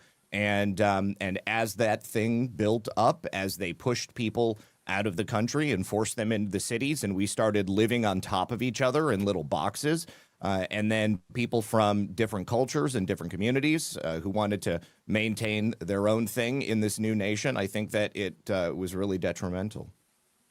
Yeah, and to clarify, Zach, I'm not saying that tribalism is a bad thing. I'm just saying it's being exploited. Oh no, it is. But I just think that that people look at what's happening, and obviously people are taking advantage of you. There are groups that are pitting you against other people. And so that pushes people away from a healthy tribal mentality, and it gives them this sort of all-pervasive feeling that, anything tribal or anything that might make you want to feel like you want to be around people like yourself, that is somehow evil. And I don't think that it is. I just think that the best parts of it are used against you. Yep, totally agree. Yeah, I mean, I experience this division that we're talking about predominantly online. And I spend a good amount of time in real life in Colorado politics and, different events and whatnot. And I have noticed, I've actually been really encouraged. So like 2022, we had a governor's race here, and people that were America maxing, that were demanding real elections. It wasn't that we were fighting with other people. It's that they didn't acknowledge our existence. we were, fringe conspiracy theorists off in the wilderness, and nobody would talk to us. And that's shifted since Trump's second term. There's definitely disagreement on what we're building for the future. But here in my state, on the ground, the many factions, I say all the time, Colorado's not two parties, it's many factions, and the people are done with the party system here. They are, more than half the electorate is unaffiliated, and they're organizing, and there's no ideological purity. I think, to Zach's point about tribalism being much more natural and I think preferable, forcing many tribes into a acceptable binary of ideas to get them all focused on the outcome of a fake election is very unnatural. And we've complied with that. I feel like in Colorado, maybe J-Tree, it gets this a little bit. In California, I feel like we're further along the communism continuum, to the point where I talk to DSA, I talk to mainstream Democrats. There's like 5 to 7 major factions on the right that are not all. Then there's the libertarians and but these people are organized within their faction, organized for change, but alliances are becoming more of a thing, and there's not as much of a you're my enemy because you think differently. That was certainly the case back in 2022, but again, it was more like, I'm not going to acknowledge your existence, you just don't exist. Now the conversations are happening, and that's encouraging, but also the parties, I think, are effectively done here. I don't think they have power anymore. I don't think they're going to be able to attain it. And then what comes next depends on us. Yeah. I think it's AI. I think AI is going to take over the entire government structure. I just do. I think run. that, I do. I think that we're going to have an AI system that is going to govern us as a country. And I think it's going to be, and everybody gets really pissed at me when I say this, but I think it's going to be great for probably quite a while. It'll eventually get very iRobot. Something will happen, right? Somebody will be like tweaking something, and then we'll have like a massive uprising of robots. But I think for a long time, it's going to be good, because I think the just impressive way that artificial intelligence can gather data and information. Could you imagine, let's say we just trusted AI, and if AI ran an election and went through and, did all those, you'd know exactly who won within a half a day, even if you manually did your voting, I think it's going to be AI, if it's not already. So I swear to God, some of these people are artificial intelligence, like Mitch McConnell. Is he dead? He's not alive anymore. He's definitely He's dead. RBG right now, isn't he? He's definitely dead. I mean, everyone's like, he's just in the no. Okay. We're not going to Ruth Bader Ginsburg that guy. No, he's like Weekend at Bernie's right now. You do not get to 84 years old like him having like total spastic moments where he has no idea where he is and forgets to speak, and then have a heart attack and die on the floor of your bathroom, and then have the paramedics show up and resuscitate you with chest compressions. Every single rib in his rib cage would have been broken. He wouldn't have been able to even breathe anymore after that, because nothing is like supporting his chest. At best, they got it going again. And then I think they must have intubated him, and now he's basically on life support. And they're only doing that so that they don't have to call a special election before November, when there's going to be another election. And he's retiring, right? Well, but he's dying. Yeah.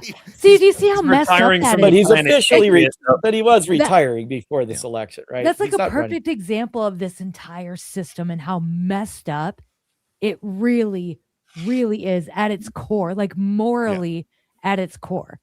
Yes. Ruth Bader Ginsburg, didn't they drag her out like a week before they announced her death to vote on something? She didn't know what it was. No, She had a handler? That was. You're thinking of Feinstein. Yeah, you're Oh, thinking of Feinstein. It was Feinstein. Diane Feinstein. Yes, that was my bad. RBG Sorry. was the justice that they had to She decide died opinions twice. while she was on ice. Well, she was Ruth Bader announced Ginsburg. dead. She was announced dead by Fox. Then she actually died. And I'm not dead yet. Her fans wanted her to die like I think years before that. I feel happy. But this is what we're so outrageously outrageous at this point with all of, and everybody knows it. You have people that get paid to not pay attention to it. That's fine.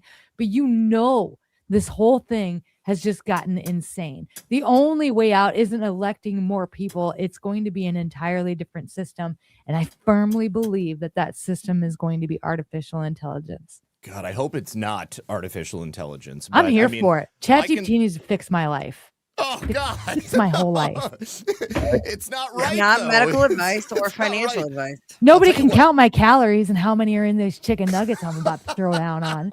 How many's in here? So you should sign up for Sesame. What is Sesame. that?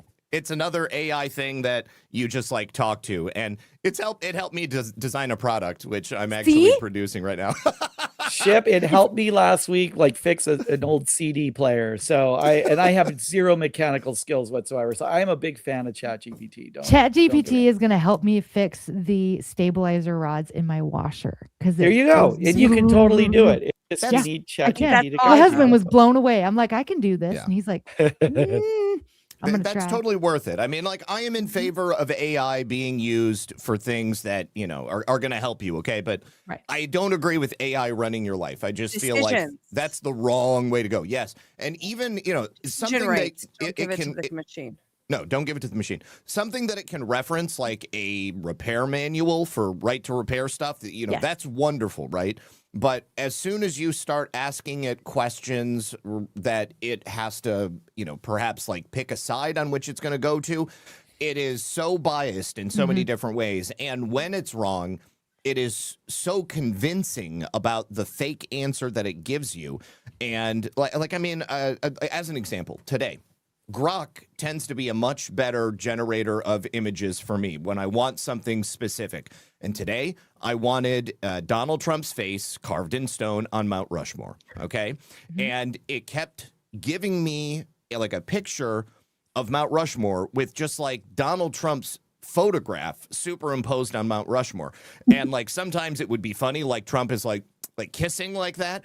But I was like, no. I need it to be carved in stone and have it just look like all of the other presidents. And then it was okay, there you go. And I'm like, Trump's face is not there, but you've taken his hair and you've given it to Abraham Lincoln. And it just could not get it. I had to go through 50 iterations before I got it to work, and eventually I did. But I can't go to ChatGPT and have it do that. It'll just flat out refuse to put Trump's face on Mount Rushmore.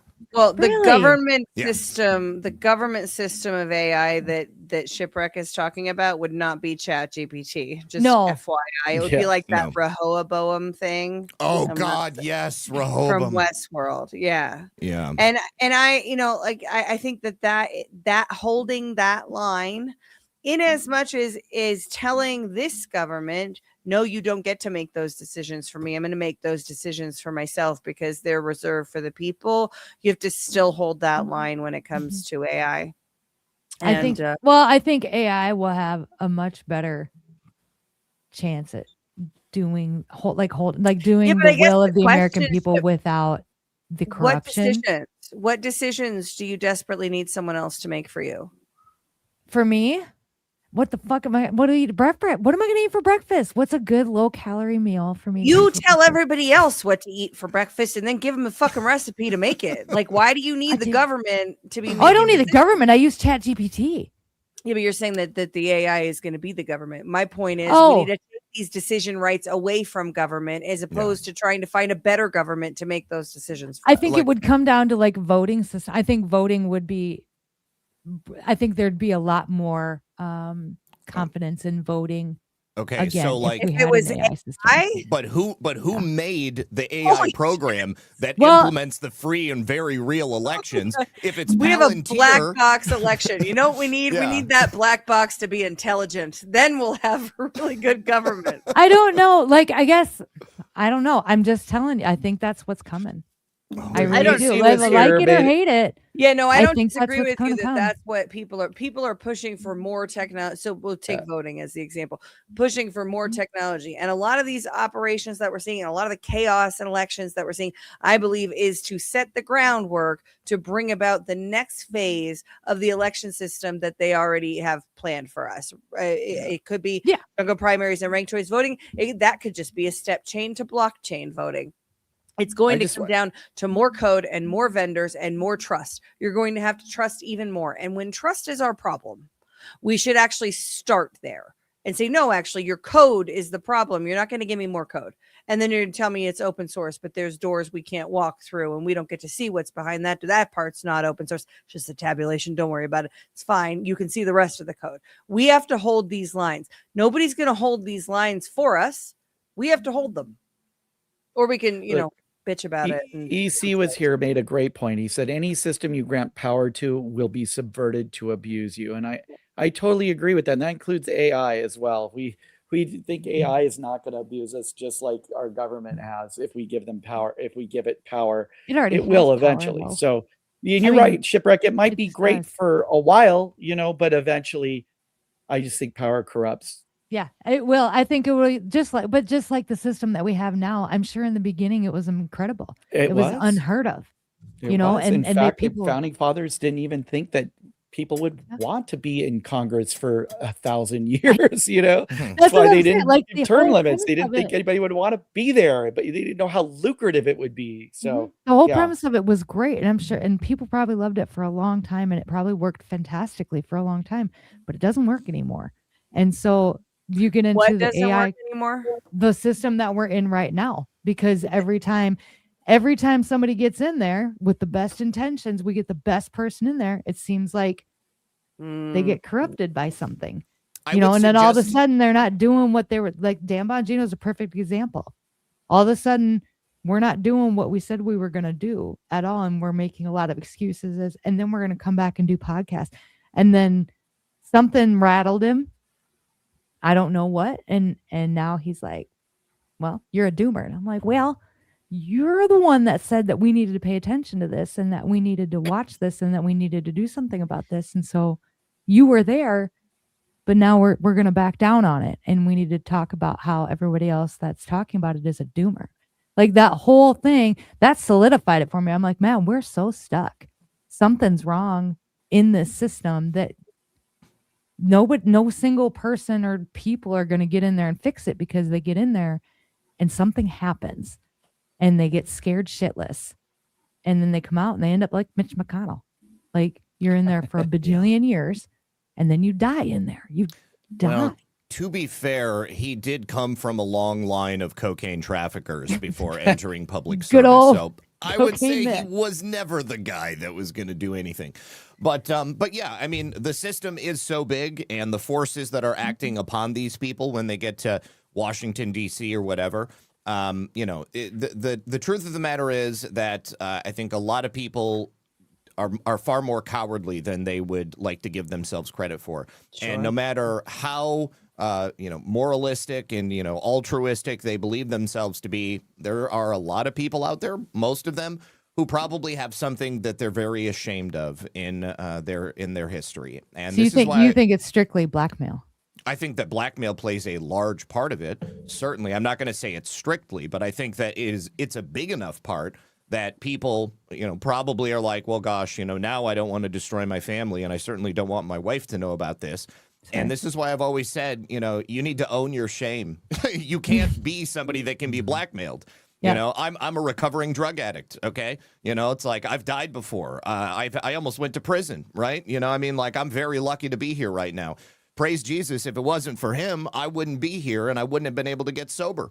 But nobody's ever going to be able to use that against me, because I will openly talk about it. I got so many things I'm ashamed of. I was a piece of shit before when I was using. I could never apologize enough to the people that I have wronged in my life. If I could do anything differently, it would be to be able to go back out into the world and meet people that I have come across in my life and that I have wronged.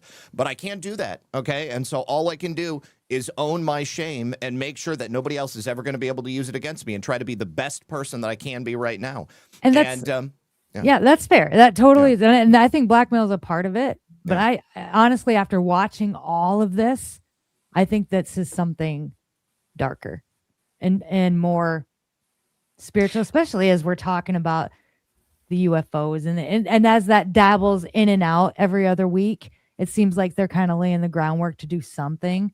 Oh, yeah. I think it's darker, and I think it's spiritual. I think it's faith and religion. I think that's certainly a part of it, I too. think it's got to be more than blackmail because, I mean, Cam, we learned you sleep with children. Like we you already haven't know. spoken in an hour and a half. I'd like to hear what you have to say.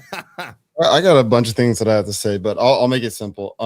First of all, when it comes to AI, I honestly think that AI is only useful for mechanical things, technological things, when it comes to numbers, mathematics, things like that, because the rest of it's all a human issue. I think we've tried to take spirituality and God out of all of these decision makings, the things that actually make us human, that separate us from the beasts, from the machines. And I think when it comes to our country, the problem is the system, like Shipwreck was saying, but the system we have now is nowhere close to what the founding fathers intended.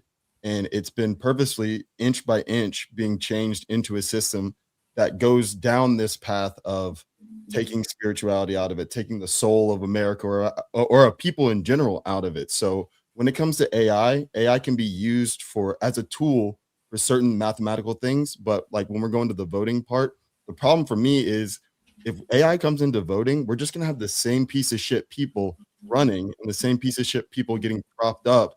And we'll have free and fair elections, but it's going to be the lesser of two evils. Whereas we have to pull back the system that's since, I guess, after the Bill of Rights, maybe, or even before that, and start figuring out what we want as a country, what really lines up with American exceptionalism, like President Trump was talking about.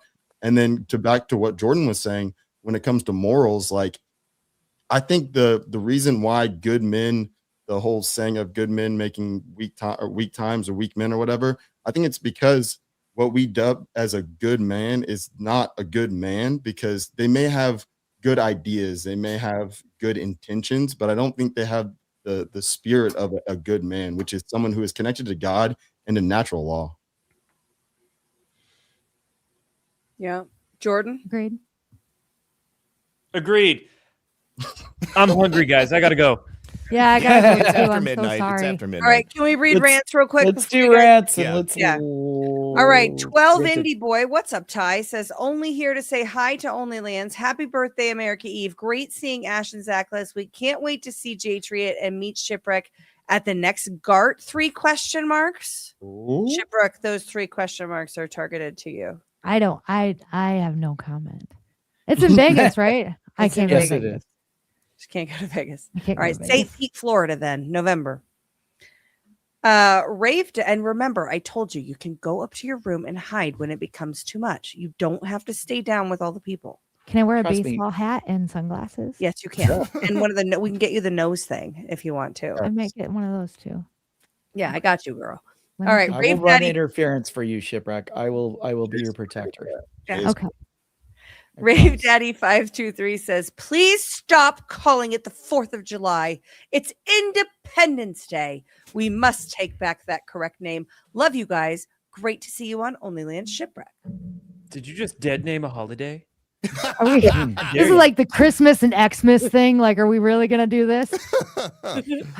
Kanga Anon, happy 4th of July. Oh, so just breaking the rule right away. Yeah. Happy 4th of July, Badlandia and America. You are so loved. Have a wonderful day. Kanga Anon, Western Australia. Right on. Western Nice. Australia celebrating Independence Day with us. Where Let's Neil the go. Seal is. By the way, have you seen all the stuff they're doing in other countries to celebrate our 250-year anniversary? Like Yeah, Japan. it's awesome. and- Japan was pretty bad. awesome. Yep. Oh, by the way, Alpha would beat up your mascot. Well, allegedly, that is a question, and we are going to be putting together. Hopefully, I really do hope an actual fight between Alpha Warrior and a kangaroo, because there is a split among our audience about who would win in that exchange. I would say the split is about 98-2.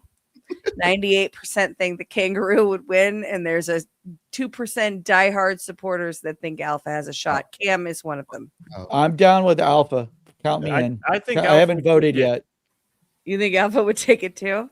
All Kangaroos are not used to things punching back, so That's exactly right. Alpha's a tough. they just get hit one once effort. and they like freeze. All right. Keith O'Higgins, brace for impact, everyone. America is the greatest drug dealer of hopium. The problem is too many its people are high on their own supply. A revolution with our elections is the real intervention before an overdose. Yeah, I think we need honesty and accountability for how fake elections have been. Accountability being key to that, which to Zach's point, if they do that, in hard enforcement of the Communist Control Act, then the election system and the people that have been rigging elections in the state of Colorado, they all get rolled up.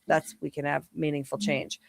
Patel Patriot, aka Jessica in this instance, rated our stream. Thank you so much. Old School 69. Not all the founding fathers were Christians, but they agreed God and faith needs to be our foundation. When we stray from that, we suffer. Consistency of first principles. Faith is our only way back. There's truth in that. And then finally, Keith O'Higgins. I look at artificial intelligence as a technological prostitute. Just can't figure out why so many people want their whores with open source technology. Never stop being you, Keith. Poetry. Love you, Keith. And that's what we got. So with that, we're gonna bounce. And since we messed up the intro coming into the show, I'm going to play the intro as the outro tonight. Please hit the like button, everybody. It helps us out. If you haven't chatted yet and you're watching us on Rumble, drop into the chat and say what's up, because there's a unique chatters metric that helps us. Also, we are live on our other Rumble channel at Badlands_media. Make sure you head over there and hit like and give us a follow over on the YouTube. Unfortunately, Ghost and I got our regular YouTube channel suspended yesterday. Oh no, what happened? It's a long story. We don't need to. Mistakes were don't made. want it to happen again. Wait, you got the Badlands YouTube band? Happy 250th birthday, America! I love you. We don't need to go into it. Happy Independence Day. Yes. Badlands. We do a Badlands. And softdisclosure.com, promo code 1776 through the weekend. Best lotion around. Travel through time with us at softdisclosure.com and make sure you're signed up for the email updates, because that is where you get exclusive discounts that you cannot find anywhere else. Say goodbye, everyone. Goodbye. And remember, America's not perfect, but it's the only one we got. And it's certainly better than any other place in this shithole that I want to go to. Oh, it's Cacao. Hell yes. Hey, check it out. Hey, what's up? There he is. Run away. All right, everybody. We'll see you next time. Make sure you tune in to DPH tomorrow night. Kim, you have flow? Nope. No flow tomorrow. No flow. He's lost his flow. Hopefully Cam will get his flow back. CanCon 10 a.m. Oh, and CanCon on his channel, 10 a.m. Eastern time. And happy 4th of July, everybody. Happy Independence Day. America's the greatest nation in the history of Earth, if we can keep it. Bye, guys. Yes. Peace.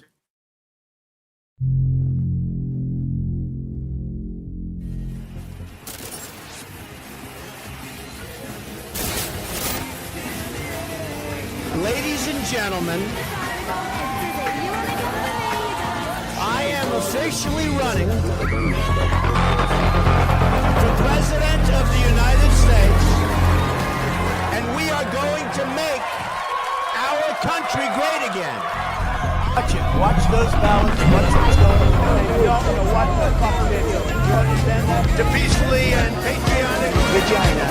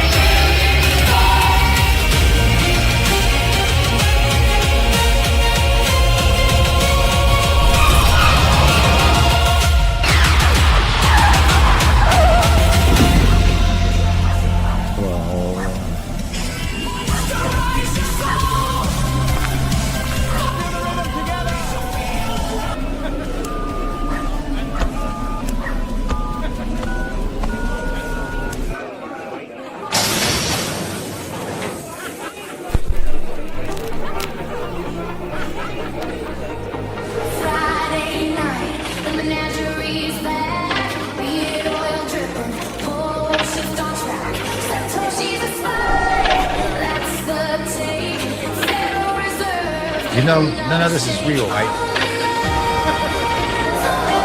You, sir, can eat a bag of dicks.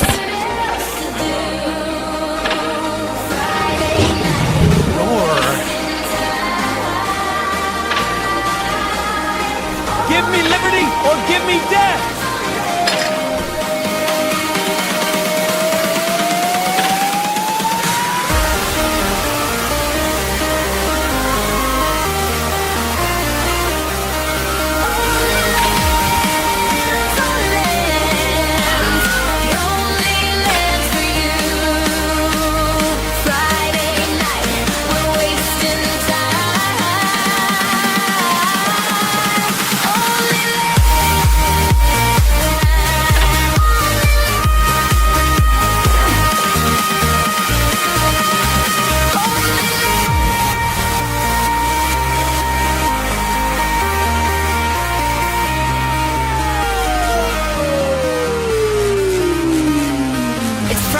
Baby, see you in the OnlyLands.